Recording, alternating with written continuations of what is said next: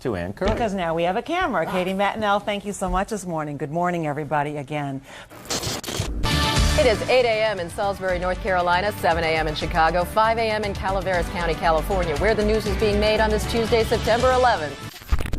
It is such a pretty morning, isn't it? Perfect fall morning, although it's not fall yet, so it's still a perfect summer morning. Miles and miles of sunshine. Miles Davis. We're going to put Miles out there today. Nice as it can be across the Northeast. Rough seas still from the chop from that hurricane, but other than that, it's kind of quiet around the country. We like quiet. It's quiet. It's too quiet.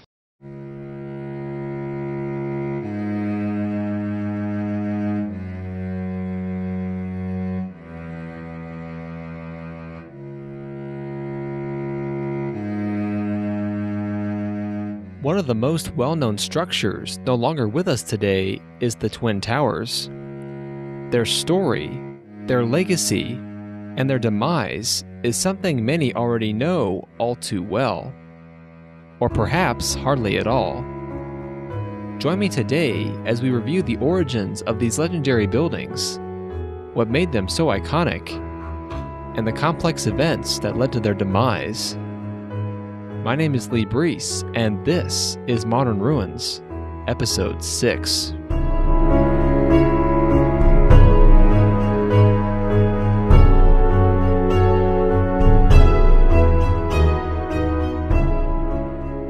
Originally, the site of the World Trade Center was a part of the Hudson River, with the shoreline located approximately where Greenwich Street is today. In the year 1613, Dutch explorer Adrian Block and his crew were forced to abandon their ship, the Tiger, when it burned to the waterline, and the stranded men then began the first European settlement in the area. The rest of the wreck sunk to the riverbed and was buried when expansion of the Manhattan shoreline began in 1797 and wouldn't be discovered until 1916. Almost a century later, another 18th century ship was discovered in 2010 during excavation at the former World Trade Center site, 20 feet from the surface, and was believed to have been a Hudson River sloop. In the 1900s, the World Trade Center site was a part of New York City's Radio Row, a warehouse district mainly consisting of electronics manufacturing and repair firms, to which the main product of the time was radios. The center of the district was at the intersection of Cortlandt and Greenwich Streets, and flowed out from there. More than 50 different radio shops occupied this relatively tight area. The era of Radio Row is largely credited to have been from 1921 to construction of the World Trade Center beginning in 1966, with World War II and the affiliated parts shortages being one of the more notable times for the district. The idea that became the World Trade Center came about in 1943 when the New York State Legislature passed a bill that gave New York Governor Thomas Dewey full authority to develop plans for a project that would further stimulate economic development in certain parts of Manhattan. No immediate action was taken, and the plans were officially put on hold in 1949. David Rockefeller, the grandson of oil magnate John D. Rockefeller, was a notable business person in New York and was working with Chase Bank at the time after stints with the Department of Defense. He had spent his first year after college working as an unpaid secretary to New York Mayor Fiorello LaGuardia, and according to the mayor, he essentially was filling the role of deputy mayor during his time there. Years later, when the idea for economic development came up, Rockefeller suggested placing a World Trade Center in the less developed Lower Manhattan to ignite economic activity in the area and for New York City as a whole. This would be the first of its kind in the world. Essentially, a World Trade Center is a place authorized by the World Trade Centers Association to promote and expand trade by providing services or assisting firms in conducting trade, mainly internationally, or just a really fancy name for government-owned office building. The New York and New Jersey Port Authority, now charged with the project, narrowed the site down to two choices: a location near the since-demolished Hudson Terminal or near the South Street Seaport, with the latter site along the East River featured in the initial plans that were made public. As a combined state agency of New York and New Jersey, the Port Authority would have to get approval from both states. New Jersey Governor Robert Minor objected completely to New York receiving the entire $335 million project in 1961 dollars. Negotiations stalled between the two states as a result throughout the governor's lame duck period. In December 1961, the Port Authority began to meet with New Jersey Governor-elect Richard Hughes. The negotiations proved to be more fruitful as the Port Authority agreed to move the proposed World Trade Center project from the East River location to the site located next to the Hudson Terminal, which was easier for people from New Jersey to get back and forth from. In return, the Port Authority would take over the declining Hudson and Manhattan Railroad, which suffered an 80% decrease in ridership over the previous 30 years, renaming it to the Port Authority Trans-Hudson.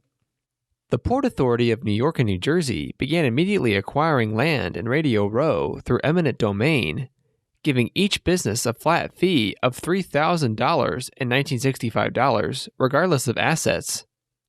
The district was home to mostly commercial and industrial sites, and opposition to the project was more than fierce. A court case brought on by several Radio Row businesses challenging the Port Authority's power of eminent domain made its way up the court system. But the fight ended when the Supreme Court refused to hear the case. Land procurement was completed in 1965, and the demolition of Radio Row to make room for the World Trade Center began in March 1966 and was complete by year's end. On September 20th, 1962, the Port Authority announced that Minoru Yamasaki would be the lead architect for the project, with Emery Roth & Sons acting as the associate architects. The largest constraint on the design was the amount of office space needed.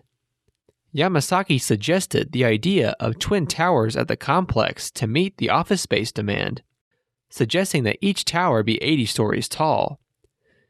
But in order to meet the 10 million square feet needed, the towers had to be raised to 110 floors. Yamasaki's final design for the Twin Towers was released to the public on January 18, 1964.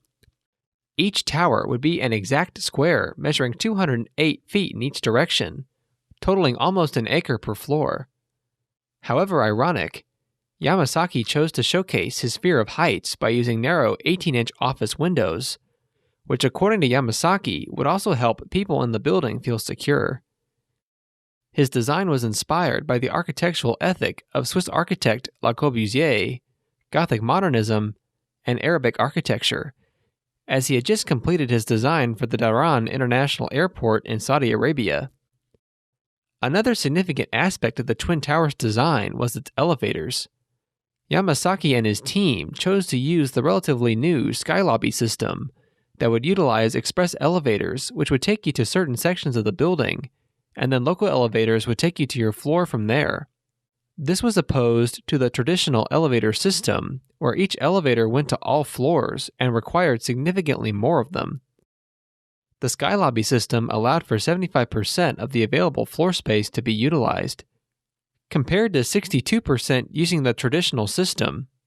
In total, 95 elevators would be needed for both towers. The design did receive criticism from the American Institute of Architects and others. Louis Mumford, philosopher of technology and friend of Frank Lloyd Wright, wrote a significant criticism of the design in his book The Myth of the Machine. More succinctly, Mumford said that the towers were just glass and metal filing cabinets, and looked like the boxes the Empire State Building and Chrysler Building came in. After the project was finished, many complained about Yamasaki's use of 18-inch windows, which provided little visibility and natural light given their depth. After the design was complete, the project then went to Magnuson Clemensic Associates, who served as the structural engineering firm, with the Port Authority's engineering department serving as the foundational engineers. The firm came up with a framed tube structural system which removed columns in the core of the building and transferred lateral loads to the perimeter of the structure. As a result, the perimeter columns were placed very close together, which also contributed to the narrow 18-inch windows. While core columns still assisted with gravity loads, the building was much more dependent on its perimeter structure for stability.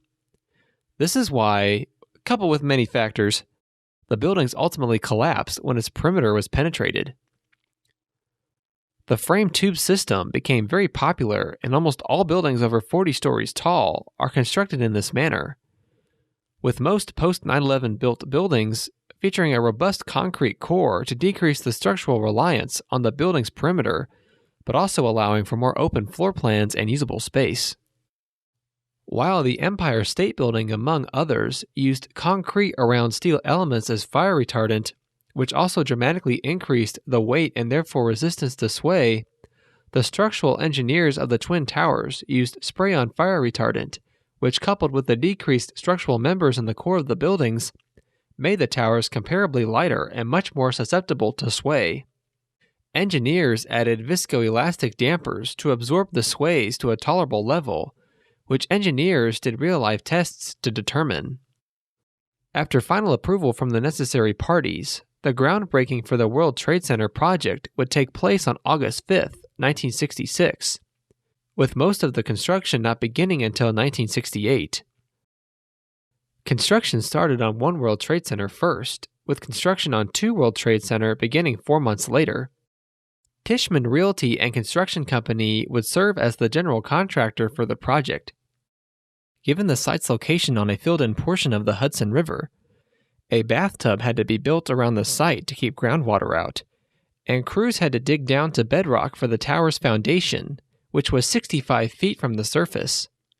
Once construction went vertical, the Port Authority spent over $74 million in 1965 on steel alone for the buildings. Construction heavily relied on prefabricated pieces off-site. The topping out ceremony, when the last beam is placed, for One World Trade Center occurred on December 23, 1970. Two World Trade Center began accepting tenants in January 1972. The final ribbon cutting for the Twin Towers, the world's tallest buildings at the time, occurred on April 4, 1973. The total cost for the structures topped out at over $900 million in 1970 dollars.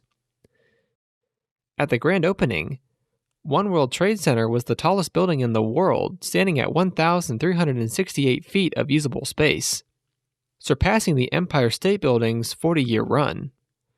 Two World Trade Center came in second when completed at 1,362 feet. The towers, coupled with the Sears Tower in Chicago, also had the most floors of any building in the world and would hold that mark until construction of the Burj Khalifa in 2010. A year after the grand opening, French daredevil Philippe Petit crossed a high wire set between the North and South Towers, which was unauthorized by the Port Authority. It took Petit 45 minutes to cross the 200-foot span, more than 1,300 feet above the ground. Petit was charged with criminal trespass and disorderly conduct, but was freed in exchange for performing for kids in Central Park. In 1975, Owen Quinn base jumped from the roof of the North Tower and safely landed on the plaza between the buildings. In 1983, high-rise firefighting and rescue advocate Dan Goodwin successfully climbed the outside of the North Tower to call attention to the inability to rescue people potentially trapped in the upper floors of the skyscrapers. Among other interesting events, the 1995 PCA Chess Championship was played on the 107th floor of the South Tower. Other than the aforementioned complaints of the design, one of the other concerns that quickly became apparent was the lack of restaurant and cafeteria space built into the complex for employees to use, and most of the time you would have to leave the building to eat out for lunch. There were skeptics and critics of the completion of the Twin Towers. In the final deal with the city, the Port Authority would make direct payments to the city instead of paying taxes for private tenants that would occupy leases within the buildings on a subsidized basis. Coupled with the existing vacancies in the private buildings, New York City real estate tycoons were appalled about the project and that the subsidized leases would dry up all the available tenants. The public was left out for input on the design, and reaction to the complex was mainly negative, as the project was monolithic and overambitious. Over the next decade or more, several smaller buildings were also constructed at the Superblock, which took the entire area between West Street, Church Street, Liberty, and Vesey Streets. 5 and 6 World Trade Centers were built alongside the Twin Towers, with 6 World Trade Center housing the U.S. Customs Service. 4 World Trade Center opened in 1975 and housed the U.S. Commodities Exchange. The final 2 structures would be completed in the 1980s. 3 World Trade Center opened as a 22-story hotel in 1981, and the 47-story 7 World Trade Center opened in 1987. The 16-acre site also featured an underground shopping mall and train and subway stations. It also housed one of the world's largest gold depository vaults. Between all of the buildings was the 5-acre Austin Tobin Plaza, named in 1982 after the Port Authority's chairman at the time of construction. The plaza could hold up to 6,000 spectators for summer concerts, but due to the Venturi effect created by the buildings and the large statue in the middle of the plaza, the location wasn't the most ideal concert venue and went under a $12 million renovation in 1999. 2 World Trade Center had an indoor observation deck called the Top of the World on the 107th floor that had widened windows topping 28 inches that allowed views over Manhattan and the Hudson River at a height of 1,310 feet. The Port Authority renovated the space and leased it to Ogden Entertainment in 1995. Several attractions were added to the observation deck, including a movie theater that would showcase a helicopter tour around the city. There was also a Subway-themed food court that housed Sbarro and Nathan's famous hot dogs. Visitors could also travel up via escalators to an outdoor observation deck at a height of 1,377 feet. On a clear day, visibility was estimated to be 50 miles. With the design of the deck, the view was unobstructed, which made it more popular when compared to the observation deck of the Empire State Building, which had an obstructed view. In One World Trade Center, instead of an observation deck, the space housed the Windows on the World restaurant on the 106th and 107th floors. Restaurateur Joe Baum opened it in 1976 at a cost of $17 million. The restaurant featured 2 offshoots in addition to the main course. One was a Danish smorgasbord and sushi cafe, and the other was Cellar in the Sky, a wine bar and wine school. The offshoots would change names after the 1993 World Trade Center bombing and the subsequent renovations to the Greatest Bar on Earth and Wild Blue. In 2000, the restaurant reported $37 million in revenue, making Windows on the World the highest-grossing restaurant in the U.S. Despite the restaurant's great success, the 1990s would end up being the final decade for the towers, and unfortunately, the decade became a series of tragic events. The 1993 World Trade Center bombing on February 26th had been the most significant event to that point at the towers. Ramzi Youssef, a Pakistani terrorist, parked a rented Ryder truck in an underground parking garage of the North Tower, which had 1,500 pounds of explosives in it. At 12:17 p.m., the explosives were detonated, which opened a 5-story hole, causing significant structural damage. 6 people were killed, and 1,042 were injured, mainly due to smoke inhalation. 5 individuals total were convicted for involvement in the bombing, with Youssef and 1 other convicted for carrying it out. It was later determined that the conspirators' plan was to destabilize both towers and bring them crashing down, which was unsuccessful. Several important systems for the towers were destroyed, however, including the refrigerant system for the building's air conditioning. The underground gold depository was also damaged. After the bombing, security was heavily increased at the complex, including mandatory security for access to the South Tower's observation deck. A reflecting pool was erected to honor the victims who died from the attack. Despite the fanfare the New York government and Port Authority had for the complex, the private sector excitement never had equalized. The Twin Towers would suffer high vacancy rates for most of their life and didn't achieve full occupancy until 2000. In the late 1990s, the Port Authority sought to lease the complex to a private firm to add the whole site to city tax rolls and provide funds for other Port Authority projects. After several years of sorting through bids, it was announced on February 15, 2001, that Vornado Realty Trust won the lease on the entire World Trade Center, fully privatizing it for $3.25 billion for a 99-year lease. However, Vornado then insisted on last-second changes to the agreement, including shortening the lease term, which was non-negotiable for the Port Authority, and so the slightly lower $3.22 billion bid from Silverstein Properties won in the end. The deal was closed on July 24, 2001. And it can't be communicated how significant this agreement would go on to become after the upcoming events. Little did Silverstein Properties, or anyone else for that matter, know that less than 6 weeks later, the mediocre yet iconic Twin Towers would become one of the most well-known places on Earth and change the course of American history. If you weren't alive during the latter half of the 20th century, it's hard to explain the amalgamation of factors that contributed to fierce tensions between certain parts of the Middle East and the United States.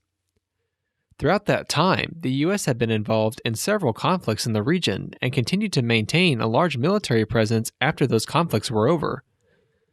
The U.S.'s imperialistic actions weren't always welcomed. Some of the examples of the U.S.'s constant presence in the Middle East includes their leadership in the formation of the State of Israel, the coup d'etat installing the U.S.-friendly dictator the Shah in 1979, their cozy relationship and military base installation in Saudi Arabia, and large military presence after the Gulf War. To fundamentalists and radical Islamics that arose from these events, any U.S. support of regimes in the Middle East was seen as aggression against Muslims. In 1979, a 22-year-old man by the name of Osama bin Laden left King Abdulaziz University after spending several years studying economics and business administration and growing his understanding and passion for the Sunni Islamic religion. He left the university to aid Abdullah Azzam, whom he had met at the university, in the fight between insurgent groups and the Soviet Union and the Afghanistan government. Bin Laden, the son of a billionaire construction magnate from Saudi Arabia, brought money and machinery to aid the fighting. The U.S. aided insurgent groups by providing weapons and other resources. The U.S. supported the groups because of their efforts to keep out communist influences of the Soviet Union in the region. The insurgent groups they supported would end up being the precursor to the terrorist group known as Al-Qaeda. The U.S. support, however, did not change bin Laden's opinion of U.S. intervention in the Middle East. More than 2 decades later, bin Laden was exiled from his birth country for ongoing vocal opposition to the presence of the United States in Saudi Arabia. Bin Laden thought the U.S. was turning the Middle East into American colonies and that the U.S. was going to destroy the Islamic holy sites of Medina and Mecca. Bin Laden's family then disowned him and cut off his $7 million annual stipend. Bin Laden then moved around a bit as other countries debated exiling him due to his radical beliefs and then went back to Afghanistan. It was at this point that U.S. intelligence agencies began placing surveillance mechanisms tracking bin Laden and what he was working on, photographing and recording video of his various activities. Bin Laden then invested in various businesses to earn cash and began building various construction projects in Afghanistan, and briefly had a job with a British firm hunting surveys. The group Al-Qaeda was quickly growing during this time, with bin Laden having constructed several training camps for the group to train militants. The group conducted several terrorist attacks throughout the many Muslim countries, but it wasn't until the 1990 FBI raid of a suspected Al-Qaeda affiliate's home in New Jersey that U.S. intelligence learned of plans the group had to carry out terrorist attacks in the U.S. Throughout the 1990s, the group carried out attacks in the Middle East, Europe, and Africa. In 1996, Osama bin Laden declared war on the United States, citing the continuing presence of the U.S. military in the Middle East after the Gulf War. It was after this declaration that it is believed the planning for the September 11th attacks began. Khalid Sheikh Mohammed is believed to have conceived the idea for the plot. Bin Laden then gave approval for Mohammed to go ahead and begin planning the attacks. Planning meetings continued from 1998 into 1999 involving the two men and bin Laden's deputy, Mohammed Atef, who provided operational and logistical guidance. Atef wanted to also attack the U.S. Bank Tower in Los Angeles, but bin Laden dismissed his idea for simply lack of time. Bin Laden provided the financial resources for the plot and selected the participants. The original men selected and sent to the U.S. to take flying lessons in San Diego spoke little English and performed poorly in their lessons. Bin Laden then sent new al-Qaeda recruits from Hamburg, Germany, who all spoke English well, and one of them already had a commercial pilot's license. Over the course of the year 2000, the men arrived in the U.S. and took flying lessons at Huffman Aviation in South Florida, with the prior selected men now in assistance to the new crew. The men all used either passports from corrupt Saudi officials or used fraudulent passports to gain entry into the U.S. Bin al-Shib applied many times for a visa to the U.S., but was rejected because, as a Yemeni, it was feared that he may overstay his visa, and instead helped with the attacks from Germany. Bin Laden and the group selected September 11th as the date of the attacks because that was when John Sobieski, the King of Poland and Grand Duke of Lithuania, began the battle which turned back the Ottoman Empire's Muslim armies that were attempting to capture Vienna on September 11th, 1683. Bin Laden saw this as the first instance of Western dominance over Islam. By 2001, the CIA had an entire unit dedicated to tracking and following bin Laden's activities, called Alex Station. The NSA had intercepted calls the men made to schedule meetings and feared something malicious was going on, but took no action. Saudi intelligence warned the U.S. about the presence of al-Qaeda members in the country, and the CIA went as far as to break into Midhar's hotel room in Dubai and discovered he had a U.S. visa. Alex Station notified intelligence agencies around the globe about this fact, but not the FBI. By late June 2001, the CIA knew that at least 2 al-Qaeda members were in the U.S. and was absolutely certain that some sort of significant attack was about to take place, but originally thought it would be in Saudi Arabia or Israel. Specifically, Richard Clarke and George Tenet of the CIA were especially concerned, and Clarke put all domestic agencies on full alert and advised that the Defense Department go to threat condition Delta. Separate from the CIA's intelligence, the FBI had found through investigations that suspicious activity had been going on at civil aviation universities, and that there was substantial evidence that Osama bin Laden had planned a coordinated effort to send students to aviation schools across the U.S. Kenneth Williams, an FBI agent based out of Phoenix, sent this message to FBI headquarters, Alex Station, and an FBI office in New York with this information, and said that all flight school managers need to be interviewed and identify all students of Arab descent seeking flight training.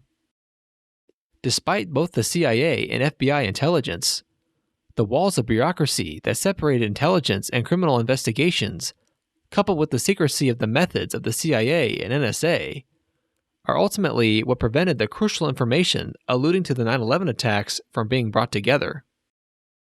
On August 6, 2001, President Bush received a presidential daily briefing, which was entitled Bin Laden Determined to Strike in U.S., and showcased some of the patterns of suspicious activity, but did not stand out among other reports of potential hijackings or attacks, and it's unclear whether any further action was enabled from there.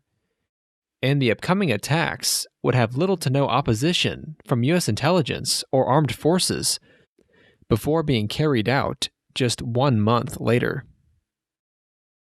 On the morning of September 11th, 2001, polls opened for the New York City municipal elections, and U.S. President George Bush was in Longboat Key, Florida, where he was promoting his education agenda. And that morning, he went for a jog around the Colony Resort where he had spent the night, which was only 30 minutes after the soon-to-be hijackers got on their first flights before reaching their intended connections. Just before 8 that morning, all the hijackers had checked in for their targeted flights at their assigned airport on the East Coast, and the various crews called each other from the terminals to confirm that the plans were set. At 7:59 a.m., American Airlines Flight 11 took off 14 minutes late from gate B32 at Logan International Airport in Boston for Los Angeles, with 81 passengers, 11 crew members, and 5 hijackers on board the Boeing 767 aircraft. At 8:14 a.m., United Airlines Flight 175 also took off 14 minutes late from gate C19 at Logan International Airport, also heading to Los Angeles, with 56 passengers, 9 crew members, and 5 hijackers on board the Boeing 767 aircraft. At the same time, Flight 11 was hijacked over central Massachusetts and began turning northwest, then south. At 8:20 a.m., American Airlines Flight 77 took off 10 minutes late from Dulles International Airport in Fairfax County, Virginia, once again set for Los Angeles, with 58 passengers, 6 crew members, and 5 hijackers on board the Boeing 757 aircraft. Around this time, Flight 11, now flown by Mohammed Atta, begins to send transmissions out with Atta saying, "Nobody move. Everything will be okay. If you try to make any moves, you'll endanger yourself and the airplane. Just stay quiet." Betty Ong, a flight attendant on board, then calls American Airlines Flight Reservation Center in Cary, North Carolina, describing the horrific scene on the plane during the hijacking. Given the suspicious radio transmissions and the flight attendant call, 2 F-15 fighter jets are sent from Otis National Guard Base on Long Island to intercept Flight 11. The final plane involved in the attacks departed at 8:42 a.m. United Airlines Flight 93 took off 42 minutes late from gate A-17 at Newark International Airport for San Francisco, with 37 passengers, 7 crew members, and 4 hijackers on board the Boeing 757 aircraft.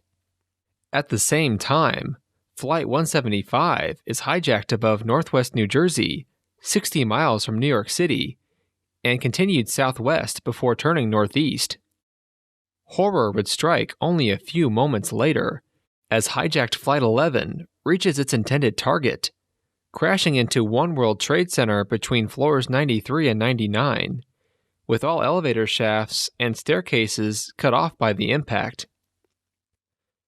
As the events of the day quickly came to unfold, it wouldn't be much longer until the motion of the whole world would come to a complete stop. At 8:50 a.m., Flight 77 above southern Ohio is hijacked and turns towards the southeast. Then, only 15 minutes after the first plane crashed into the North Tower, Flight 175 crashed into the southern-facing side of the South Tower between floors 77 and 85, with parts of the plane exiting all sides of the building and falling to the ground as far as 6 blocks away. As the Northeast was becoming a war zone, President Bush was at Booker Elementary School in Sarasota, Florida, and just before he is about to read The Pet Goat to elementary school students, Chief of Staff Andrew Card whispers into Bush's ear, "A second plane hit the second tower. America is under attack." Bush then proceeded to read the book to the students before entering the adjacent classroom to a command center set up by the Secret Service to further evaluate the situation. He stated later that he opted to continue the lesson instead of alarming students. At 9:28, the final plane, Flight 93, is hijacked over northern Ohio and turns towards the northeast in the direction of Washington, D.C., and the White House is evacuated. Just a few moments later, Flight 77 crashes into the west side of the Pentagon, starting a violent fire. After the crash, the FAA issues an order to shut down all U.S. airspace, and all aircraft are ordered to immediately land at the nearest airport. Shortly before 10 a.m., passengers and crew begin to revolt against the hijackers on Flight 93 to take back the plane after hearing about the other hijackings. And 6 minutes after revolting, the plane was intentionally crashed by the hijackers in Somerset County, Pennsylvania. It would be later determined that the flight's destination was either the U.S. Capitol building or the White House. The world then watched as the South Tower of the World Trade Center collapsed. Only an hour after impact, President Bush then departed Sarasota, Florida aboard Air Force One, with the intended destination still undecided. 30 minutes later, the North Tower of the World Trade Center collapsed, in addition to 3 World Trade Center. By the end of the morning, all air traffic in North America was shut down, and at 5:20 p.m., World Trade Center 7 collapsed, leaving 4, 5, and 6 World Trade Centers standing, but severely damaged. At this point, the motion of America and the world had come to a complete stop. Americans now surrounded television sets wherever they were, hugged the people around them, and were overcome with emotion and shock at the unprecedented event they had just witnessed. With the worst over with, fleets of fire trucks, ambulances, and police cars had arrived on scene at the now former World Trade Center site to rescue people from the rubble, with volunteers ready to begin digging. Only 20 people would be found alive among the scattered remains of the Twin Towers. 14 people who had managed to get to an emergency stairwell survived the collapse of the North Tower, and the 12 firefighters and 2 civilians were able to climb the stairs to the top of the rubble field. When all tallied up, 2,996 people died from the attacks, including all the passengers and crew of the aircrafts, people trapped in the towers and the Pentagon, over 400 first responders, and the 19 hijackers involved in the attacks, with only 1,600 of the bodies being identified. The 19 hijackers are left out of most of the death totals and were excluded from receiving death certificates. More than 25,000 people would be reported injured. While this was devastating, media estimates suggested that as many as 50,000 people could have been trapped in the towers by the plane crashes. Official estimates more accurately determined that 17,400 people were inside the buildings at the time of impact. That night, at 8:30 p.m., President Bush addressed the nation and the world, saying, "Terrorist attacks can shake the foundations of our biggest buildings, but they cannot touch the foundation of America. These acts shatter steel, but they cannot dent the steel of American resolve." It was almost apparently obvious by nearly every person in America that the attacks were put together by Osama bin Laden. Bin Laden publicly denounced responsibility for the attack until 2004, despite evidence on the contrary, and had been a wanted man by the United States since the 1998 U.S. embassy bombings in Africa. It would be almost 10 years before special forces would track down bin Laden in Pakistan, ending his life on the spot. The remaining World Trade Centers that were left standing were completely demolished soon after the attacks, and the Deutsche Bank building across the street was condemned because of the toxic conditions inside, and the building was later deconstructed. In total, it took 8 months to clean up the entire World Trade Center site. A 2006 study estimated that the Twin Towers had appeared in 472 films and television shows, many of which pulled episodes or removed scenes featuring the towers, and all songs that talked about the World Trade Center were pulled from the radio. The events would dramatically change the way America and the world traveled and lived their everyday lives, and also impacted the way skyscrapers are engineered. The Twin Towers were already very well-known pieces of architecture and iconic structures before the 9/11 attacks. Given the events that took place at the site, it seems inappropriate to make any comment about what the area, New York City, and the world would be like today if they were still standing. The World Trade Center originally a beacon of trade and commerce, ended up a dark reminder of just how fragile freedom is. While 9/11 was overwhelmingly unfortunate and sad, I think the world was made better by the changes that came out of it. No one should have to die to learn the lessons that we did that day and after, but their sacrifice wasn't in vain. Every year, we commemorate the events as something that brings us together, which is so rare today. And if we're old enough, we'll think about where we were when the towers collapsed. We'll live with the events for the rest of our lives and the rest of our history, and hopefully that memory will always remind us how blessed we are for our freedom and just how easily it's taken away.